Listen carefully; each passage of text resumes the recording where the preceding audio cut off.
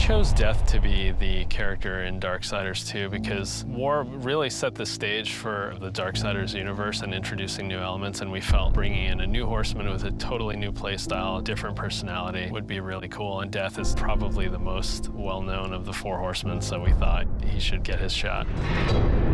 What makes Death different from War is almost everything about him. The way he expresses himself, the way he talks. I have an offer in mind. The way he handles business on the battlefield, and the way that he gets around. It's much more feral, more animal-like. War is very much like a force meets force, a very head-on, steadfast, loyal-bound soldier. Death is much more of a calculated, elegant fighter, a chilling opponent on the battlefield. His traversal has definitely improved. It's a lot faster, more responsive, and so is his combat. His weapon is more interesting. He can dual wield or wield a single heavy weapon, depending on your playstyle. Death's primary weapon is a scythe.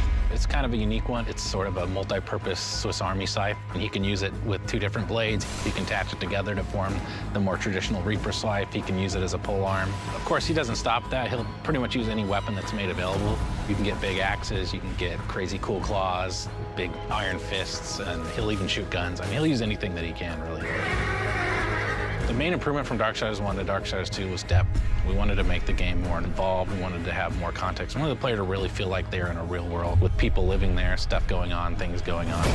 We give them more items to tailor their own character, more characters to speak to, so we've got a lot more immersion on the story side of the game. The first game, most of it took place on Earth, so now we were totally free to create all these new areas. We have angelic fortresses, demon cities, the City of the Dead. It got our team super excited. On top of that, there's a lot of weapons and armor, and obviously the new character as well, Death. Death's the most feared, and he's one of the oldest horsemen in the fiction. They kind of look at him as a big brother. He's feared just because when he really gets down to business, he is the death dealer. That's sort of his thing. He wears his mask as an executioner's mask. That's his trade, that's his business. He takes people down. He doesn't wait for things to happen, he causes them to happen. So it's a much more aggressive style of game and a more aggressive character. I mean, I guess it's all wrapped up in his name, right? War implies some conflict, but Death's the final end. Who doesn't fear that?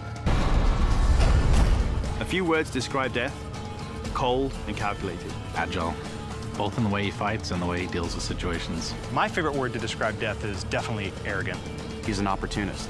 If I could describe Death in one word, it'd probably badass.